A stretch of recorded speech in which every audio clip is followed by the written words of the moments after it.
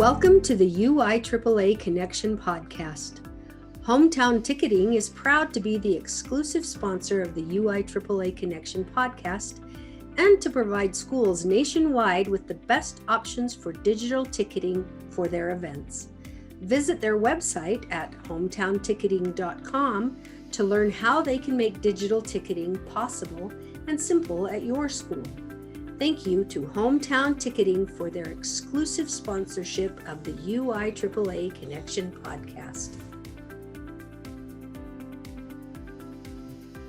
Welcome back to another edition of the UIAAA Connection. I'm your host, Mark Hutch-Hunter. Today we have as our special guest, Dave Tikker, Certified Master Athletic Administrator and Executive Director of WSSAAA, which is the Washington State Secondary Schools. Help me with that now. Washington State Athletic Secondary Administrators Association. There you go. Okay.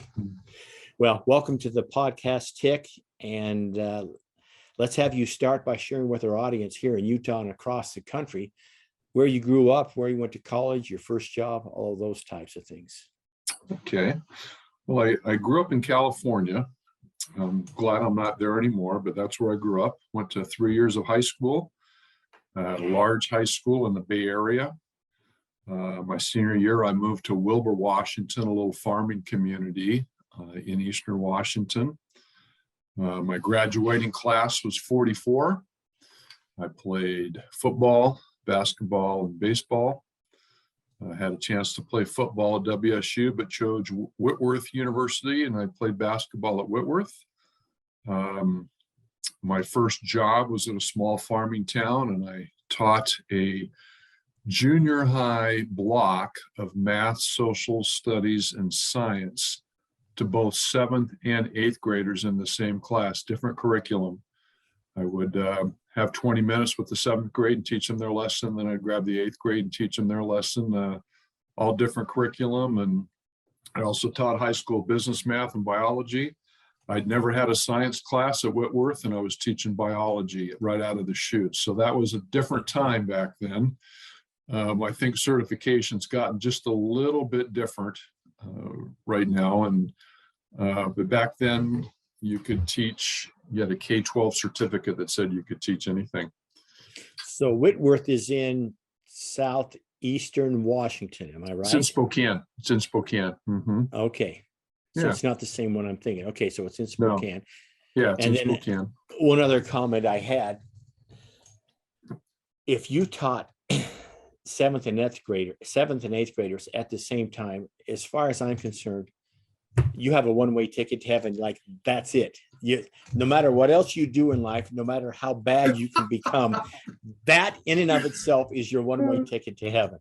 Those are heaven points, aren't they? A lot of people call those heaven points. Yeah, they are absolutely. So Yeah. were you involved in youth sports in the Bay Area before you moved out to Washington? You know, I was, in high school, I played basketball, just basketball in that high school. And then I moved to the smaller school. And then I was a tennis player. I was a tournament tennis player growing up, and that kind of went the wayside when I started to get into other school sports. And I was also involved in music, played the trumpet. And when I went to Whitworth, I was still in their jazz band for a couple of years while I was trying to play basketball. And that worked for about 2 years, and then it didn't work. So kind of had to make a decision about that, but very thankful that music was a part of my life and I got a chance to experience it as long as I did. My coach at Whitworth played a huge role in my life, my development, my career choices. Just a wonderful man. My dad kind of wasn't in the picture for a large part of my life, and kind of coach became my surrogate dad, as I'm sure there's a lot of that we're all aware of as we've progressed with our coaching careers and teaching careers. After I got out and taught for 2 years, I went back to Whitworth, and I was the assistant basketball coach and graduate assistant, and worked on my master's degree in counseling. So you're 2 years in a junior high, and then you go back to the college, like Did. night and day. I did. Yeah. Yeah. I loved the college. I loved Whitworth. I loved, the classes I taught. I loved the classes I took. I loved coaching college kids. But right after that, I went back to the junior high and got a job at the local junior high there in the Meade School District, teaching and coaching. And then I eventually became the counselor and athletic director too. But that's all my career was at the junior high. And, people either love it or they hate it. And, I just kind of was one of those guys. I don't think I ever grew up. So I was always kind of had that junior high shtick going, and just really felt that was my calling, to be with those junior high kids. Well, that's as like I said before, you and Holly Farnese, junior high people, and I'm telling you what, you have both got that. You're on the one-way 747 to heaven, because if you've done that is quite an accomplishment. So you didn't coach at the junior high. Yeah, I did. I did coach. Yeah, I coached everything there. I coached basketball, baseball, football. I was the head track coach. We had a 5-sport season at the junior high. And I ended up coaching wrestling and volleyball. Softball. I don't think there was a sport I didn't coach. But once I became the athletic director, they wouldn't let me coach anymore. So that was kind of that was just kind of they expected the athletic director obviously to be there and be supervising. And so that was part of my responsibilities. Yeah. And your whole high school, your whole secondary career then was in the Meade School District. It was. Just to clarify. Mm-hmm. Excellent.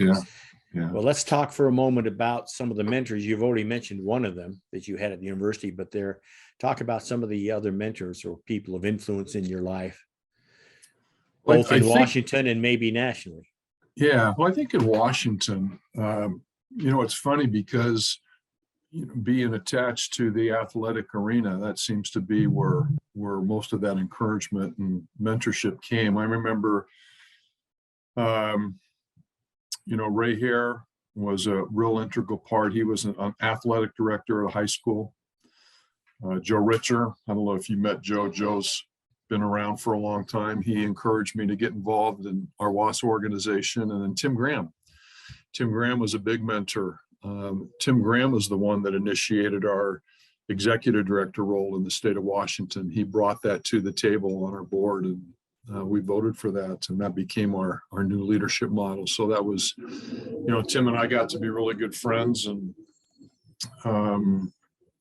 they were kind of instrumental in pushing me forward. I mean, I was just a middle school guy. So think about this. I mean, I was the first middle school guy to get on a state board probably in the country. I mean, that was, I was 28 years old. That was 40 years ago. And 2 years after I got on the board, I was asked to be the conference chair, which morphs into the presidency. So I was probably the first middle school person in the country to not only be on a board, but to also run the conference and then be the president.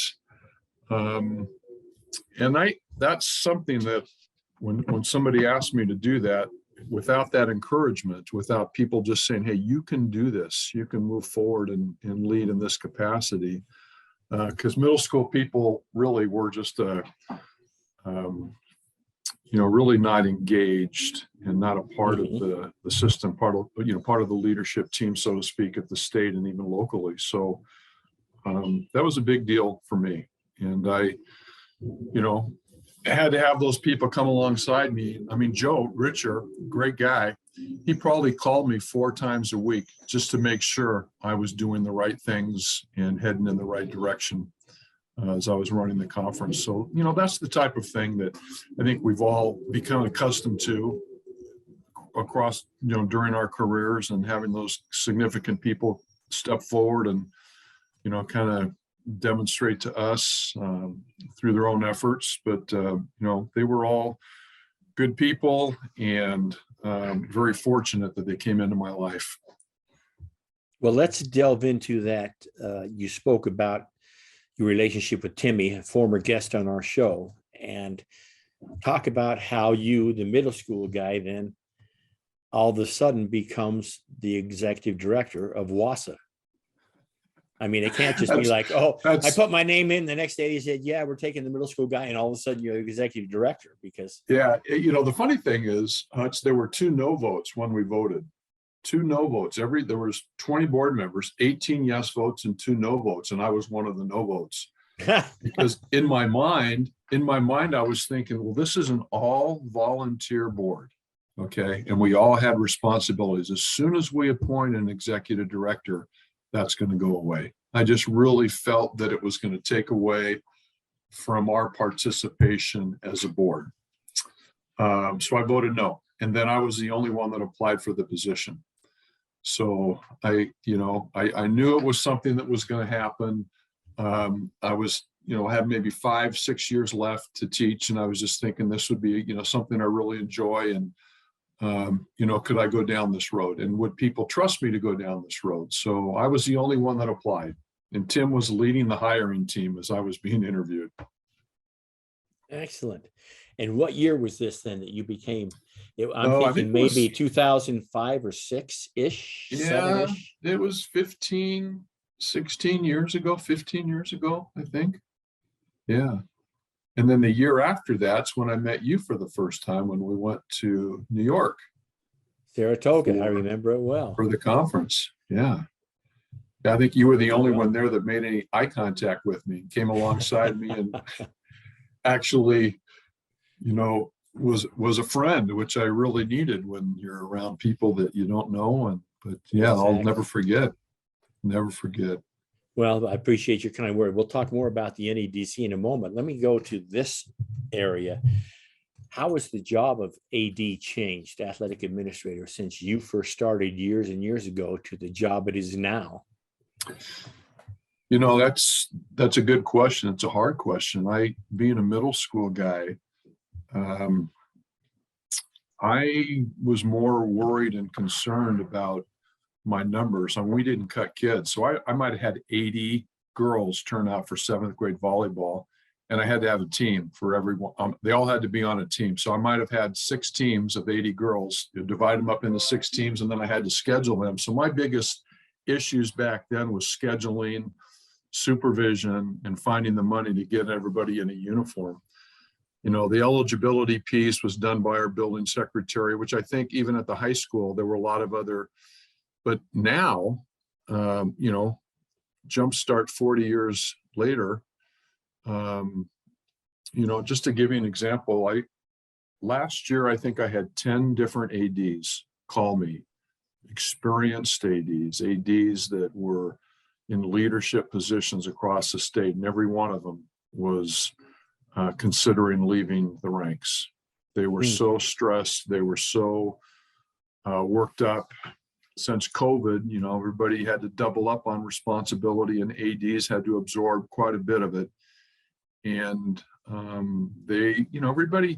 everybody handles stress in a certain way. Everybody has a capacity, strong shoulders, however you want to say it. Everybody has a capacity to handle so much. Most of the people that I'm around, I think they're supermen and superwomen, and that they don't have these type, but they do. And a lot of them were struggling and still are with the profession and the job right now, just because it's so hard. They have to worry about fundraising now because of bills that are being passed, taking away their funds. They have to worry about COVID rules and regulations. Now, a lot of that's going away. They have to worry about eligibility and ASB and free and reduced, and they have to worry about McKinney-Vento kids, kids that in poverty that they have to bus.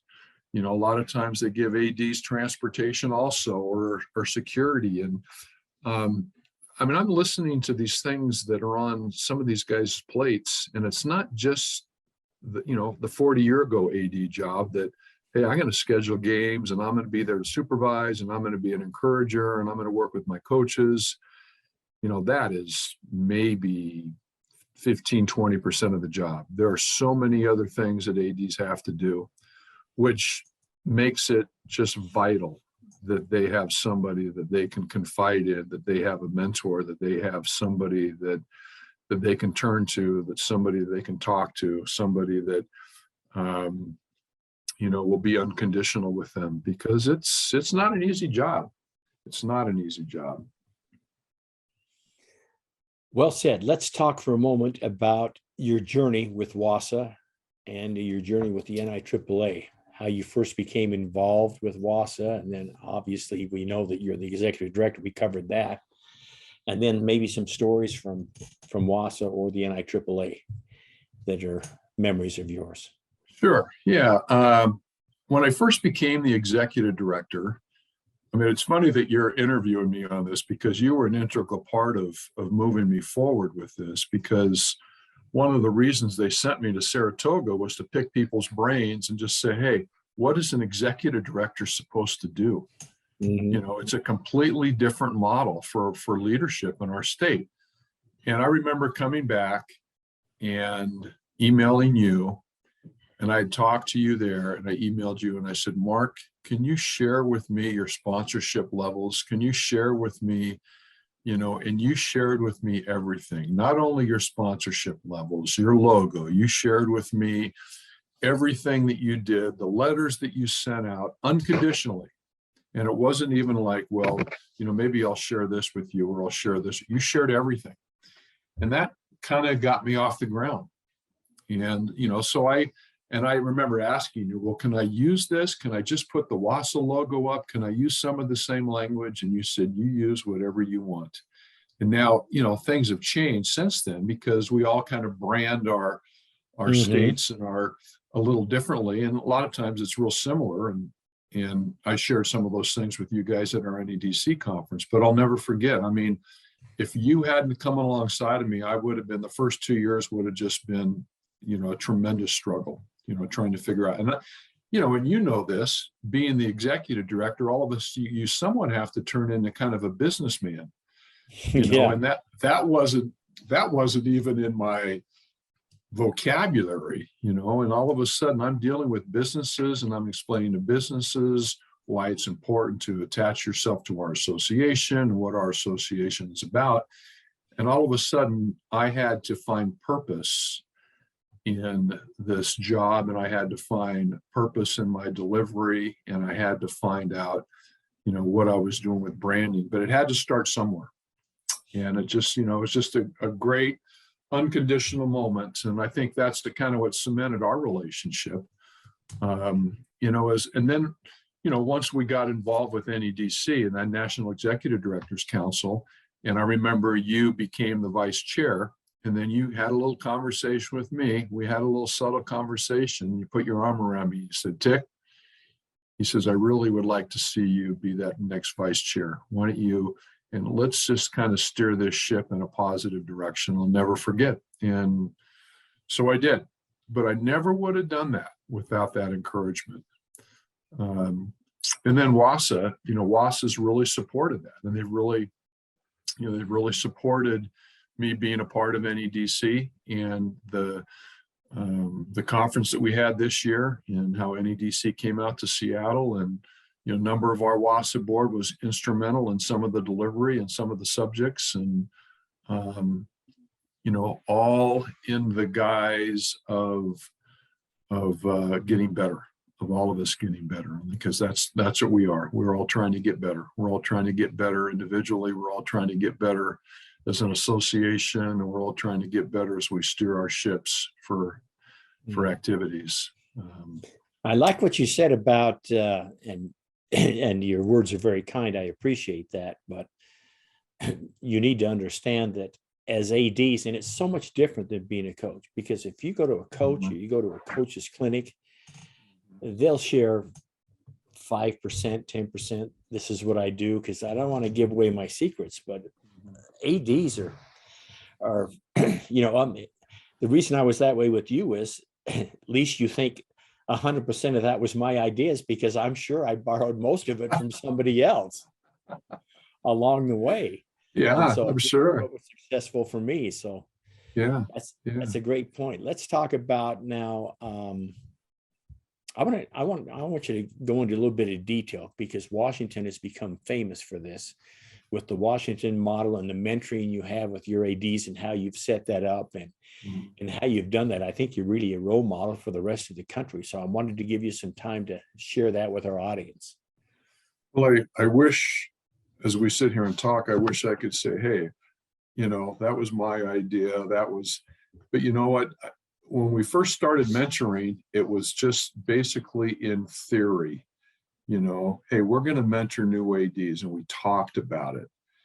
But Tom Doyle, Jim Piccolo, and Barb Torres, two of those three are in the Hall of Fame, the NIAAA Hall of Fame.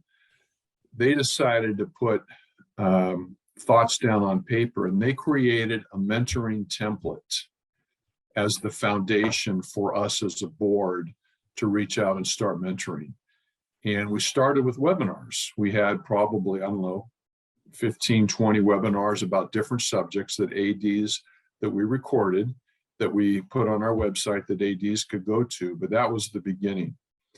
And then if you look at the template and what they created, they broke it down into all these subjects that ADs have to deal with, whether it's eligibility, whether it's supervision, all the subjects that ADs have to deal with. So all of those subjects, if you look on our mentoring page now, it's called the toolbox. If you look on there, every subject is broken down. And if you click on it, you can go into 8 or 9, maybe different handouts on each one of those subjects. So the ADs have kind of an unlimited resource of things that maybe they don't know about. How do I run a coaches meeting? Well, click on coaches meetings and you're going to see 3 or 4 different templates about how to run a coaches meeting. How do I run a parents meeting? Well, you click on this. And so, it's always been kind of in motion, because our board responsibilities right now is to supplement all the material on there with new material. So if you have a new idea or you have something you're doing with eligibility and you want to put on there, we're always adding to it. Now, it was one thing to have that resources there, but the thing that was missing was actual mentors themselves. All of us could have just said, well, go to the mentoring page. Well, that individual contact is everything, as you've demonstrated when you and I were working together at NEDC. So I went to the WIAA. This is maybe the only thing that was my idea. Everything else was generated from these guys that, but we needed to move it forward. So I went to the WA and I asked Mike Colbrace, I said, look, let's put our names on this together. Let's make this a WIAA WSSAAA toolbox. But what I need from you is a financial commitment, because I want to pay. We have 9 geographic districts. I want to pay our mentors and I want to hold them accountable. Because if you do it, what I found out, with our board, especially when everybody's really busy, if you're asking people to do more and they're just volunteering, it's really hard to do. So the WA gave me a grant, a one-time grant of $10,000, which was going to pay 2 mentor chairs. And then we would break that down and pay all these individual mentors. And we had a list of 7 or 8 things that they had to do on a yearly basis. And then we would pay them at the conference based on if they fulfilled those obligations or not. And the number one thing was to make contact with new ADs. So we just got done. Most states probably do this. They meet with all the ADs at the beginning of the year in their state association. They have a little workshop, and included in that is a new AD piece with our mentors. And our mentors meet the new ADs and talk about, what's going to happen. And they talk about some of the subjects that they're going to need to be aware of. And then they introduce them to who their mentors are going to be. And then we send out a new mentors newsletter that we have probably twice a month. And the first one just came out about 3 days ago. Jeff Lowell sends that out because he's our mentor chair. It's an AD newsletter, and it's just for new ADs. And it just kind of talks about some of the ins and the outs of what they're doing and gives them some resources. And ever since that first time when I asked Mike Colbrace for $10,000, they've done it every single year. So the last 5 years, the WA, that's in their budget. They give us $10,000 for mentoring, and that pays our mentors. And they're not all on our board. There's just mentors across the state that we've identified as working ADs that really have a good handle on what they're doing, that have that helpful spirit, that they want to come alongside others, and they get paid for doing it. Well, that's excellent. That's I'm hoping our listeners out there listen to that and maybe rewind this and listen to it again, because that is, I really think that Washington has got the best model for mentoring. I know we've started one in Utah. I know a lot of states have done it, and I know it's a big topic nationally, but that is so important. So thanks so much for sharing that. And our toolbox is open to everybody. We were going to shut it down because we're thinking, well, this is something that we spent a lot of time and effort doing, but that lasted about a month. And then all of us said, no, this can't be password protected. So it's open to everybody. So we probably got, what was it? 12,000 hits last year. There's not 12,000 ADs in our state. So, there's, a lot of them are hitting on quite a bit, but we're getting hits from all over the country. So ADs can go on our website and pull off anything they want in our toolbox. So it's just right there on the directions are just go to the WSSAAA website and then go to the WSSAAA website. And if you click on the columns there, it'll say WSSAAA Toolbox. Even if you just typed in WSSAAA Toolbox, it'd probably take you right to it. Excellent. Thanks so much for sharing. Let's now circle back and talk for a little bit. We've mentioned the NEDC a couple of times in this. So let's go back to when you got involved in the NEDC membership. I mention this because our listeners don't know this. I do. You're the longest serving officer of the National Executive Directors Council, because you were the chair-elect for 2 years, the chair for 2 years, the past chair for 2 years, and then the past year again for another year and a half, because Wags took a different job. So talk about the NEDC and about the direction we're now in, and what a great benefit it is to speak with, my goodness, what did we have? 34, 35 states in Washington, which is a long way from where we were in Saratoga when we had maybe 15, 16, 17-ish. So what I remember is when I first got involved with NEDC, I really felt that a number of the executive directors were kind of territorial, that I understand. Yeah. And I don't say that as a negative thing. It's just, it hadn't morphed into what it is now, and over the course of the 8 years that I've been involved with it, from being the vice chair when you were the chair, to following you, to being the past chair 2 different times, we've really developed a strong sense of we. I think a lot. I don't think there's much territorial issues anymore. I don't think it's, that whole concept of, well, we started this and we know better, and, you need to listen to us. I don't see that anymore. I just see wonderful conversations. And I think what we have learned to do as an association is we have learned to work things out, not act things out. There was a time when we were acting things out, and I was yes. We won't go there. no, but it's like anything else, and we've learned how to listen. We used to be competitive listeners, I always thought, and I don't see that anymore. We've learned how to listen, we've learned how to work things out, and we've learned how to have great discussions, and we're getting better. And there's an incredible sense of we.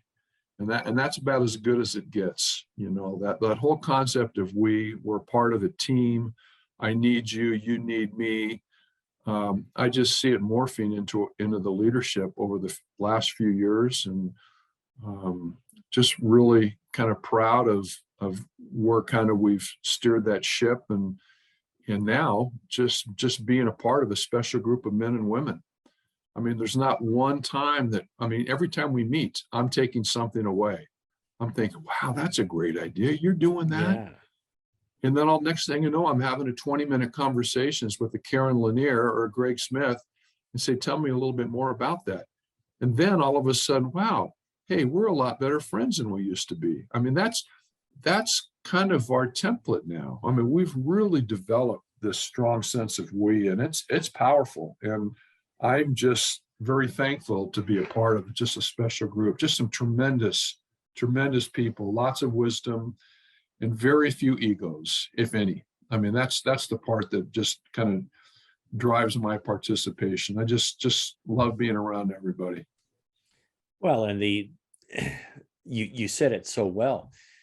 The effect that it's had then on all of our states, Mm-hmm. and the growth that our state associations have seen since this came about, since it was Jerry McGee's vision, and even some of the newer states have made such gains and such strides by being a part of this. So I just echo what you said about that. So thank you for sharing that.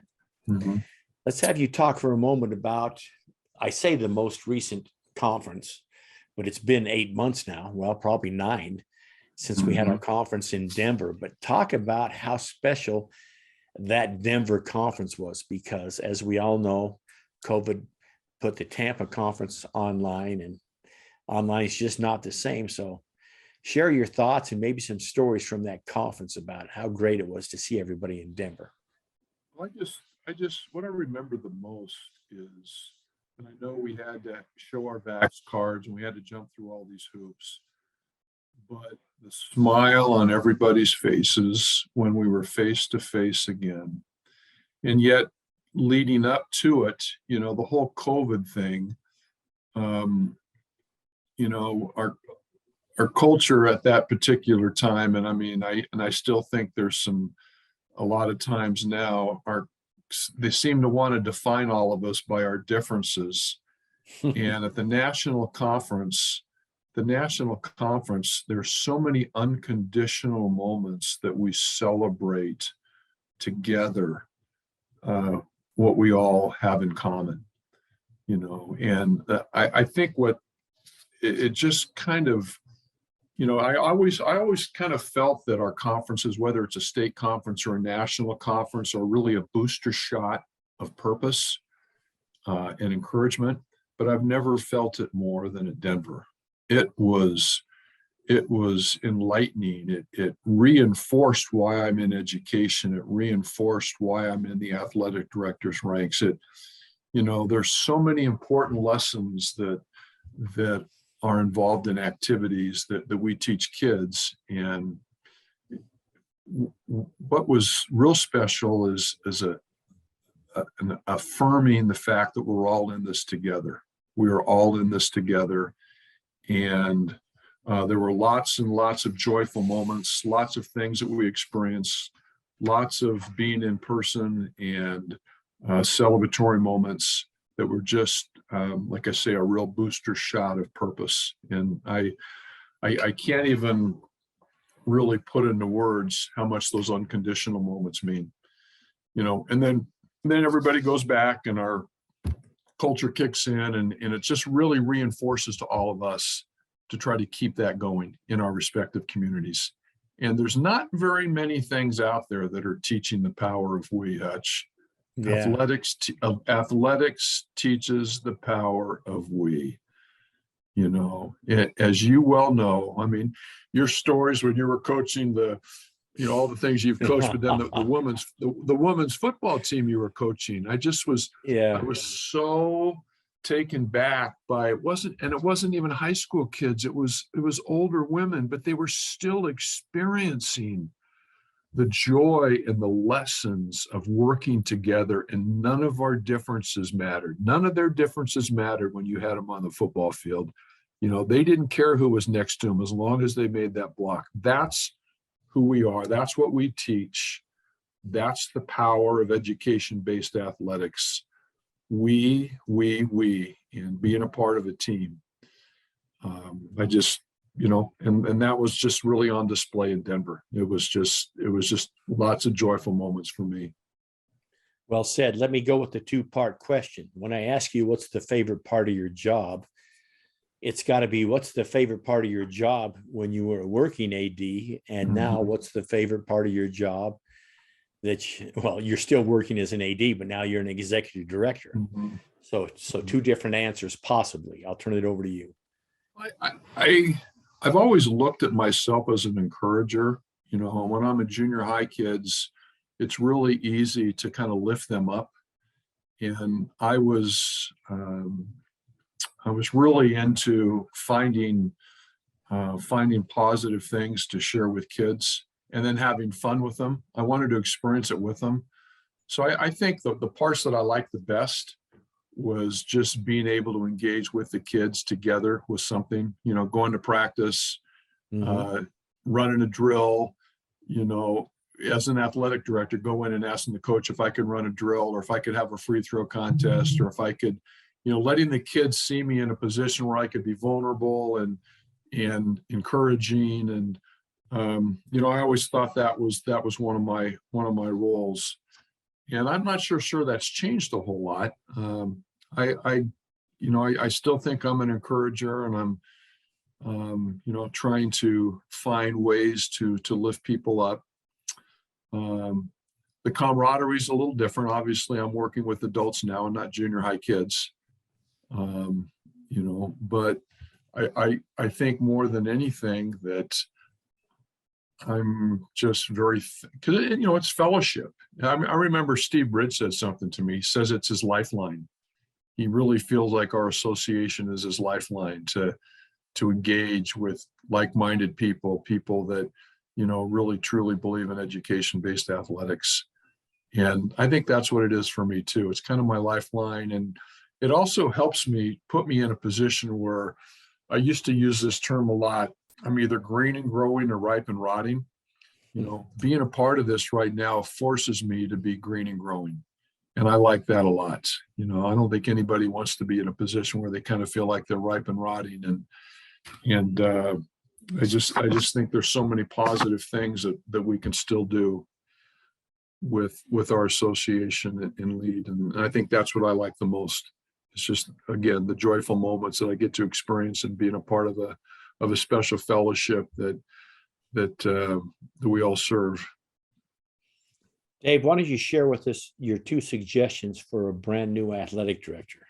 These two suggestions would be something they would have to follow in order to be successful. So what would that be from your point of view? Okay, actually, I'm going to give you 4, and I'll give them to you really quick.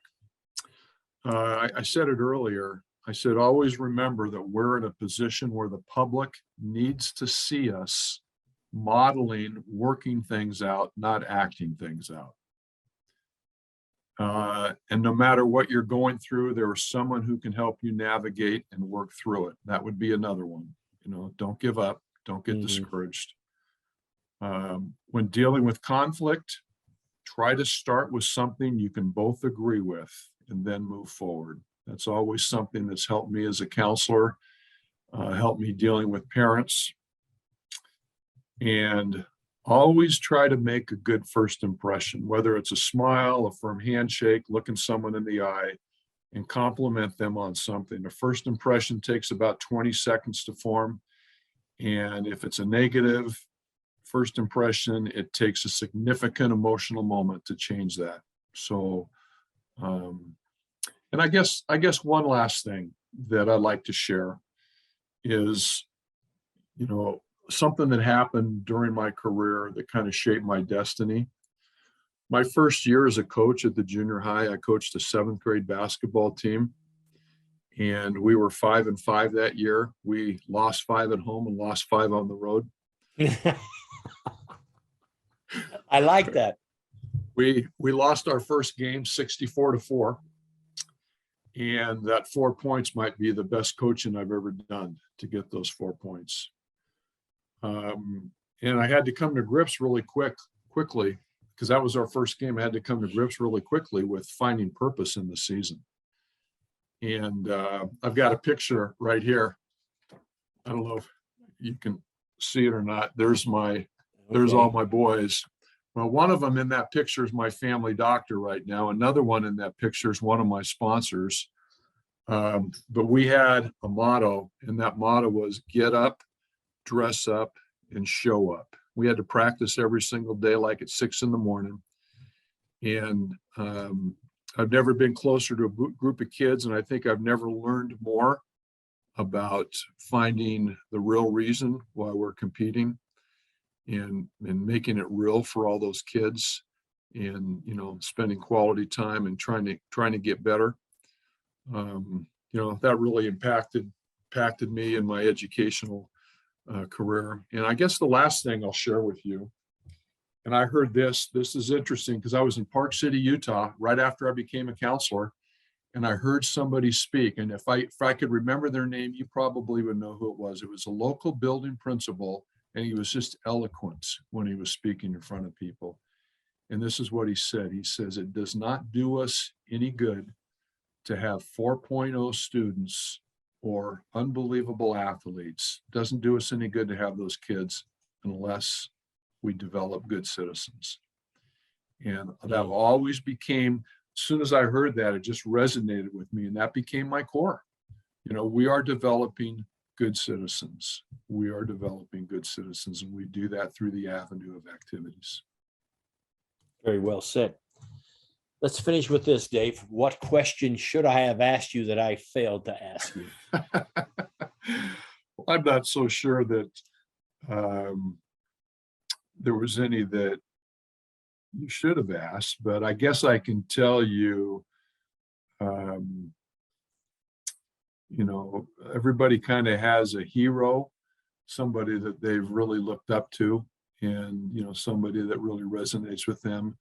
In the basketball world, my hero was Julius Erving. I just could not get enough of Dr. J, and he was just everything. My NEDC hero, you're my NEDC hero. I've been around a lot of people, but you really have a tremendous gift of affirmation and encouragement. And my guess is, over the course of time, you've influenced many, many people with that encouragement. And I'm very thankful for your friendship and support. I'm very thankful our paths have crossed, and very thankful you've helped me put myself in a leadership position where we've been able to share together. Well, thank you for the kind words. I appreciate it. We'll wrap it up on that note. That is another edition of the UIAAA Connection. Our guest today has been Dave Tikker, Certified Master Athletic Administrator and the Executive Director and former chair of the NEDC and Executive Director of WSSAAA. Dave, thanks again for being on the program today. Thanks, Hutch. Appreciate you asking me. For our listeners, we hope you tune in again next week for another edition of the UIAAA Connection.